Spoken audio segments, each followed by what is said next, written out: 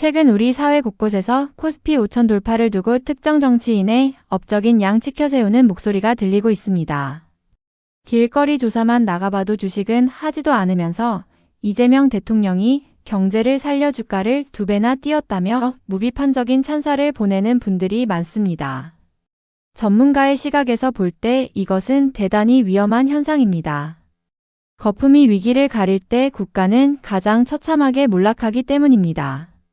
우리는 1990년대 일본의 사례를 반드시 기억해야 합니다.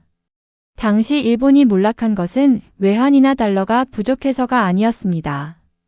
성장률이 곤두박질치는 상황에서 금융정책의 실패를 낙관론으로 덮으려다 결국 장기 침체의 늪으로 빠져든 것입니다.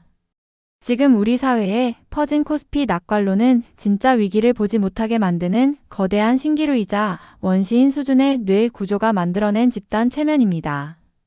이제 우리는 코스피 상승의 진짜 주인공이 누구인지 숫자의 가면을 벗겨보고 차가운 진실을 직시해야 합니다. 코스피 5천이라는 숫자를 만들어낸 핵심 동력은 정치적 구호가 아닙니다. 그것은 우리 기업들의 처절한 사투와 글로벌 기술 트렌드의 결합입니다. 2025년에서 2026년 사이 전 세계를 강타한 엔비디아 중심의 AI 열풍이 그 실체입니다. 엔비디아가 GPU 시장을 장악하며 폭발적으로 성장할 때 그 필수 부품인 HBM을 안정적으로 공급할 기술력을 갖춘 곳은 바로 대한민국의 삼성전자와 SK하이닉스였습니다. 구체적인 데이터를 보십시오. 2025년 1월 초 대비 2026년 1월 초 우리나라 기업의 전체 시가총액은 2,254조 원에서 3,972조 원으로 무려 1,718조 원이 증가했습니다. 이 중 삼성전자의 시가총액은 2배 증가했고 SK하이닉스는 4배나 폭등했습니다. 이 두 거대 기업이 전체 코스피 시가총액 증가분의 약 47%를 차지하고 있습니다. 이것이 어떻게 정치인의 공이 될 수 있습니까?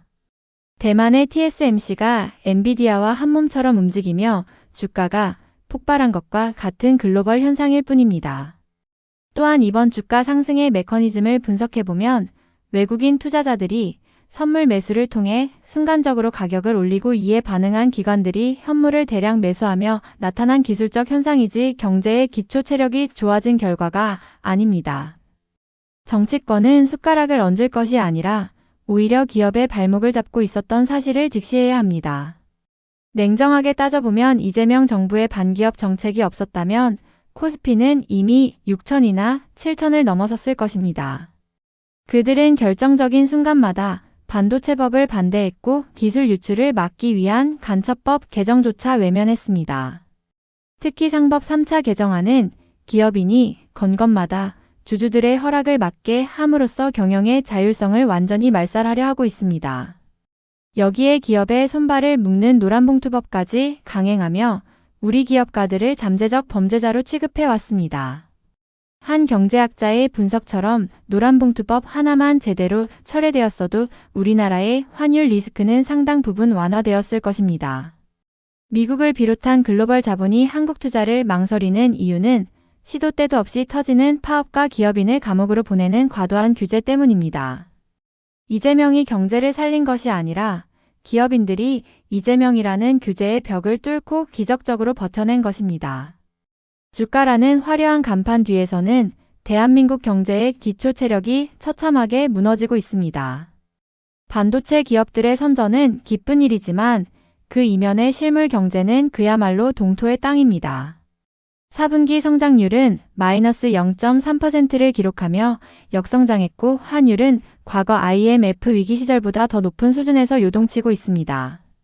청년 실업률은 OECD 평균인 4.9%를 상회하는 5.3%에 달하며 아무것도 하지 않고 그냥 쉬었다는 2030 청년이 73만 6천 명을 넘어서며 사상 최대치를 기록했습니다.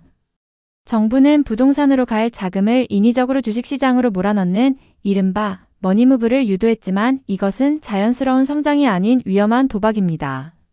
과거 김대중 정부가 신용카드를 남발해 신용불량자를 양산했던 것처럼 지금의 빚내서 투자하는 신용공여잔고의 폭등은 조만간 거대한 가계 파산의 부메랑으로 돌아올 것입니다. 13조 원의 소비 쿠폰 살포는 경기 부양 효과는커녕 인플레이션과 환율 폭등의 단초만 제공했을 뿐입니다. 미래를 결정지를 기술 혁신의 현장에서도 정치는 노조의 편에 서서 변화를 거부하고 있습니다. 최근 현대자동차가 보스턴 다이내믹스의 차세대 로봇 아틀라스를 2028년까지 3만 대 도입하겠다고 발표하자 시장은 즉각 주가 상승으로 화답했습니다. 인건비 절감과 생산 효율성 증대라는 기업의 생존 전략을 시장이 인정한 것입니다. 하지만 이 과정에서 우리는 다시 한번 정치의 민낯을 보게 됩니다. 민노총은 로봇 도입이 고용을 위협한다며 전면전을 선언했고 참여연대 등 좌파 진영은 노동보다 주가 부양이 먼저냐며 대통령을 압박하고 있습니다. 이재명 대통령은 이제 선택해야 합니다. 코스피 5000이라는 숫자를 유지하기 위해 기업의 자율적 혁신을 지지할 것입니까? 아니면 핵심 지지층인 민노총의 손을 잡고 산업의 후퇴를 방조할 것입니까? 노동 유연성 확보 없이는 대한민국 경제의 생존은 불가능합니다. 기업이 인간 근로자의 정치적 투쟁에 신물이 나 로봇을 선택할 수밖에 없는 이 비극적인 상황이야말로 우리 경제가 처한 가장 큰 위기입니다. 결국 지금의 코스피 5000은 우리가 기뻐할 성과가 아니라 마지막 경고등입니다. 존경하는 국민 여러분, 우리는 이제 정치적 선동이라는 집단 최면에서 깨어나야 합니다. 코스피 5000이라는 화려한 숫자 뒤에 숨겨진 고환율과 저성장 그리고 신용불량자 양산이라는 진짜 위기를 직시하십시오.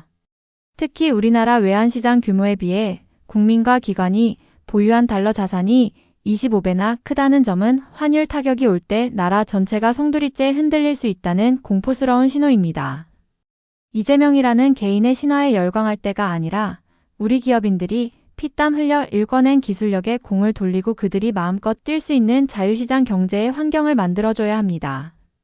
반도체 하나의 국가 운명을 모두 거는 불균형한 구조는 작은 외부 충격에도 나라 전체를 흔들 수 있습니다. 인위적인 경기 부양과 규제로 점철된 정책은 결국 우리 후세대의 빚으로 돌아올 뿐입니다. 정치인의 입이 아니라 기업의 실적과 시장의 원리를 믿는 냉철한 시민의식만이 이 위기를 극복할 수 있는 유일한 길입니다. 대한민국 경제를 살린 것은 정치인이 아니라 이름 없는 기업인과 노동자들의 헌신이었음을 잊지 마시고 다가올 진짜 경제 위기에 철저히 대비하시길 바랍니다.